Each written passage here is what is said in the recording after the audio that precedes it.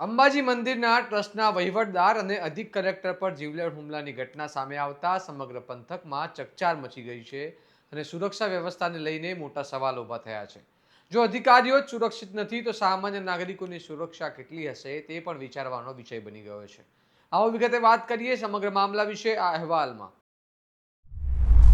નમસ્કાર, હું ચિરાગ વર્ષાબેન, આપ જોઈ રહ્યા છો સ્વમાન. અંબાજી યાત્રાધામ દેશભરના લાખો ભક્તોની આસ્થા સાથે જોડાયેલું સ્થાન છે અને અંબાજી મંદિર ટ્રસ્ટનો વહીવટ ત્યાંના અધિક કલેક્ટર દ્વારા સંચાલિત થાય છે. ત્યારે આજે એક ચોંકાવનારી ઘટના સામે આવી છે, જેમાં ટ્રસ્ટના પૂર્વ કર્મચારી અને ટ્રસ્ટ સંચાલિત કોલેજના પ્રિન્સિપલ મોદનાથ મિશ્રાએ વહીવટદારની ઓફિસમાં ઘૂસી તેમના પર જીવલેણ હુમલો કર્યો હોવાનો આરોપ લાગ્યો છે. માહિતી મુજબ આરોપીએ વહીવટદારનું ગળું દબાવી હત્યાનો પ્રયાસ કર્યો હતો, પરંતુ પીએ અને સિક્યુરિટી વચ્ચે પડતા મોટી ઘટના ટળી હોવાનું સામે આવ્યું છે.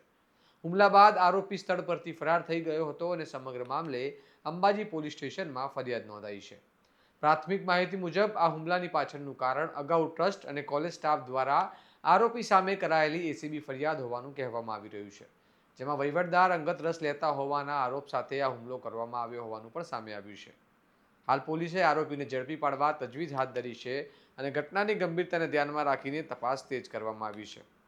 આ ઘટના ઘણા સવાલો ઊભા કરે છે, કારણ કે જો એક અધિક કલેક્ટર જેવા ઉચ્ચ અધિકારી પર ઓફિસમાં ઘૂસી હુમલો થઈ શકે છે, તો સામાન્ય નાગરિકોની સુરક્ષા વિશે શું કહેવાય?